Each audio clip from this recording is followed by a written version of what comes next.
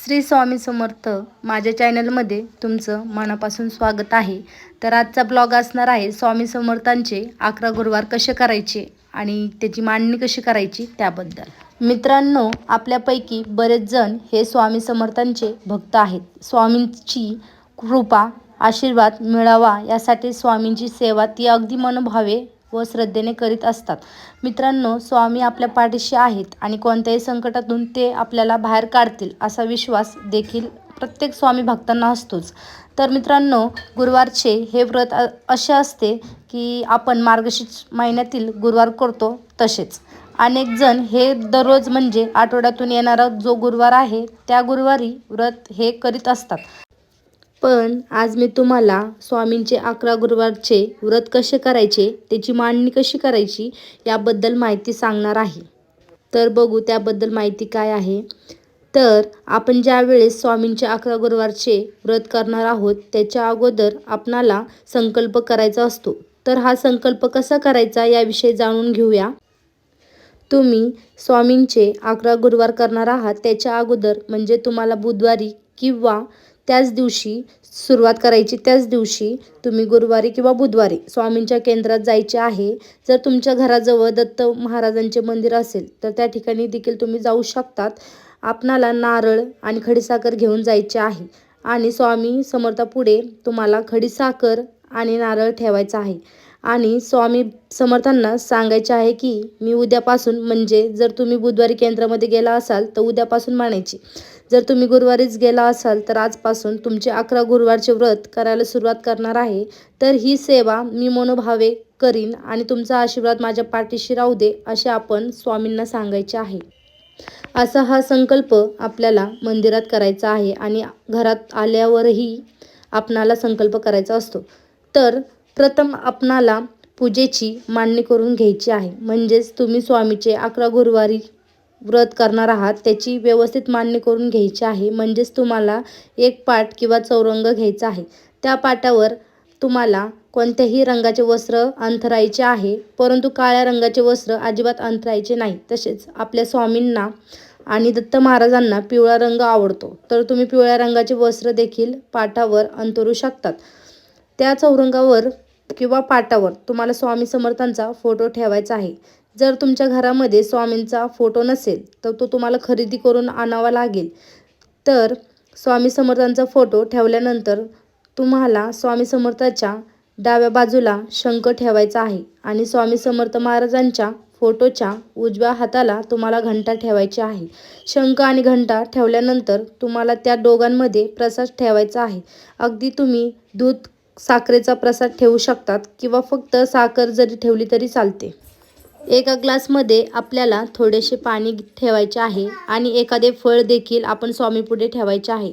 तो दूध साखरेचा प्रसाद ठेवलेला आहे त्यामध्ये आपणाला तुळशीपत्र घालायचे आहे। तुमच्याकडे स्वामी समर्थांचे सारामृत हा ग्रंथ असायला हवा। हा ग्रंथ देखील तुम्हाला स्वामी समर्थांपुढे ठेवायचा आहे। तसेच जपमाळ आपल्याला स्वामी समर्थाच्या समोर ठेवायचा आहे। तसेच एका कागदावरती तुम्ही तारक मंत्र लिहून तो कागद तुम्हाला स्वामींच्या जवळ ठेवायचा आहे। तर अशा प्रकारे मित्रांनो पूजेची मांडणी करायची आहे। तर मित्रांनो, ही पूजेची मांडणी झाल्यानंतर आपल्या घरामध्ये संकल्प करायचा आहे।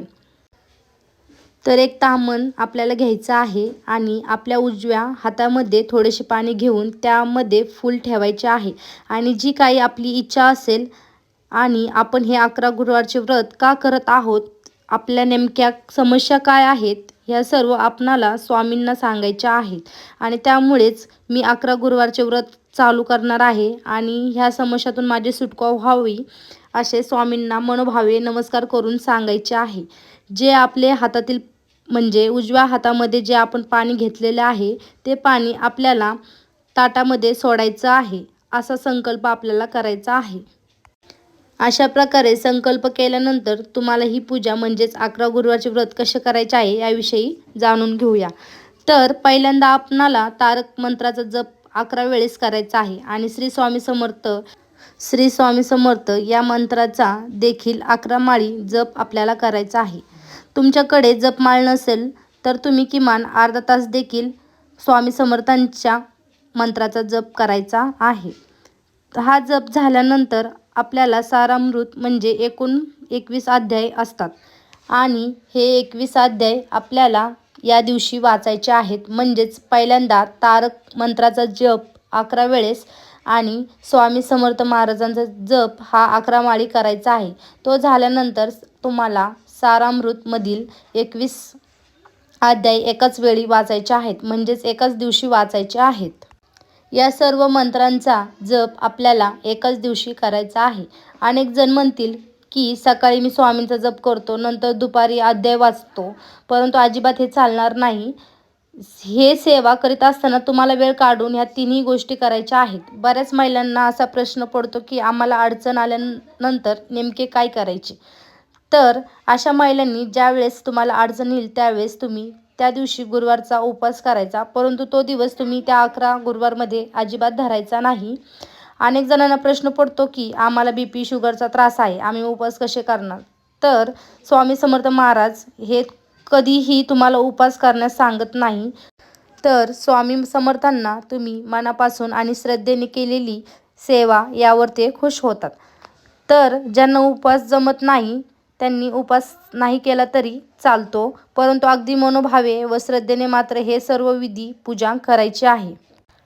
11 गुरुवारची व्रत केल्यानंतर याचे उद्यापन कसे करायचे असा प्रश्न देखील तुम्हाला पडला असेल. तर याचे उद्यापन आपल्याला 11व्या गुरुवारी करायचे आहे. म्हणजेच 11व्या गुरुवारी तुम्हाला विधी पूजा वगैरे करायची आहे आणि संध्याकाळी जर तुम्हाला सुवासिनी भेटल्या म्हणजे 7, 5 किंवा 11 सुवासिनी तुम्ही जेवायला बोलवावी. सुवासिनी भेटल्या नाही तर केंद्रामध्ये जाऊन तिथे गोरगरिबांना देखील त्या दिवशी अन्न देऊ शकतात. तर अशा प्रकारे स्वामीचे हे 11 गुरुवारचे व्रत खूपच प्रभावशाली आहे. तुम्ही एकदा नक्की करून पहा. यामुळे तुमच्या सर्व अडचणी दूर होतील, तुमच्या सर्व इच्छा पूर्ण होतील आणि याची प्रचिती बऱ्याच जणांना आलेली आहे. श्री स्वामी समर्थ. व्हिडिओ आवडल्यास लाईक, शेअर आणि सबस्क्राईब नक्की करा. धन्यवाद.